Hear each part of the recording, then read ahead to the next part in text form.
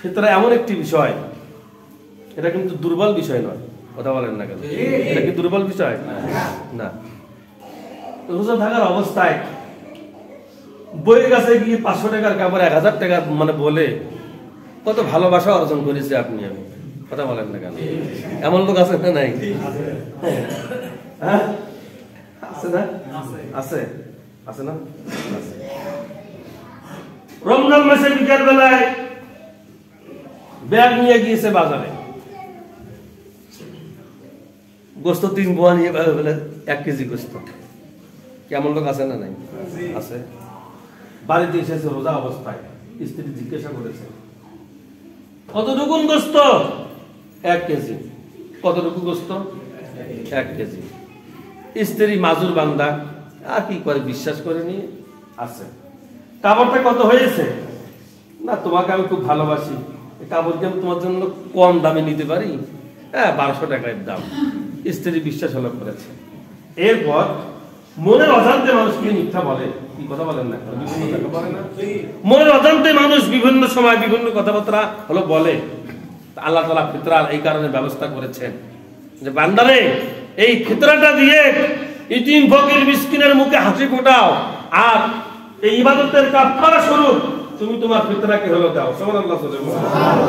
তাহলে ফিতরা কত টাকা এই এলাকায় জানেন না? কত টাকা? 110 টাকা। আপনারা 15 টাকা করে দিবেন। এই যে 5 টাকা করে আমি বাড়িয়ে হলো বললাম, এই কারণে কোনো মাসলা চালাবেন না, কথা বলেন না কেন? কি চালা যাবে না? তার কারণ ফিতরা হয় কিশমিশের উপরে, বাদামের উপরে, এরপরে গমের উপরে। আমরা যেভাবে ফিতরা হলো দেই, এটা আমরা সরকারের আদেশ এবং আইন হলো মানি। তো সরকার যে কেউ হলো, সরকারের আইনের পাশাপাশি সরকারের আইনকে, তার উপরে তো কোরআনের আইনকে প্রাধান্য দেওয়া হলো দরকার বেশি, কথা বলেন না কেন? ঠিক কিনা? যদি আপনি আমি ফিতরা যদি আদেশ হলো করি, 5 টাকার এই কারণে বেশি হলো বললাম, দিতে দিতে তো আপনাদের 5, 10, 20 টাকা 100 টাকা করে বেশি যায়, কি যায় না? যায় না?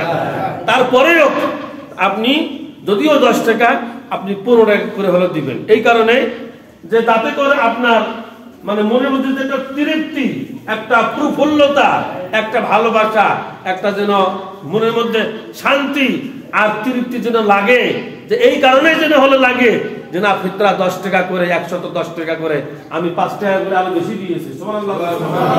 এই কারণে দিয়েছি, দুনিয়ার কাউকে খুশি করার জন্য দেই নাই হে মাবুদ, তোমাকে খুশি করার জন্য দিয়েছি। সুবহানাল্লাহ। তাহলে ফিতরা কাকে দিবেন? নিকটতম আত্মীয় স্বজন, ইতিম ফকির মিসকিন বিধবা। এরপর যারা আপনার আত্মীয় আছে, যারা আপনার রক্ত আছে, যারা এলাকায় অনেক লোক আছে, এলাকায় ফিতরা হলো দেয় না, বাইরে এলাকায় ফিতরা দেয়, এটা ঠিক না? কথা বলেন না কেন?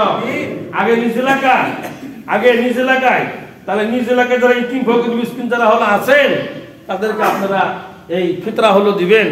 আর যে কোনো ইতিমখানা লিল্লাহ বোর্ডিং যদি হলো পারেন, ফিতরা হলো দিবেন। এর ফাঁকে একটা কথা হলো বলি, নানকার মাদ্রাসা থেকে একটা সিডি দিয়েছে, যেহেতু আমাদের পার্শ্ববর্তী মাদ্রাসা, নাকি বলেন?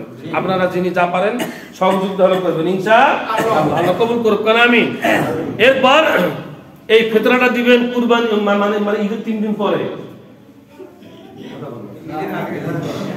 না 3 দিন পরে, মাঠে আসা 3 দিন পরে না, ঈদের আগে। তাহলে আল্লাহর হাসুর মানে আল্লাহর হাবিব সাল্লাল্লাহু আলাইহি সাল্লাম বলেন, যে লোক ফিতরা না দিয়ে মসজিদে মানে মাঠে হলো গেল, অনেক লোক আসে মানে ঈদের দিন এসে লোকের মুখ দেখে দেখে ফিতরা দেয়, এটা হচ্ছে কুলাঙ্গার, কথা বলেন না কেন? মাঠে আসার পূর্বে অন্তত 3 দিন আগেই এই ফিতরাকে মানে পরিশোধ করা হলো মানে উচিত, কথা বলেন ঠিক কিনা?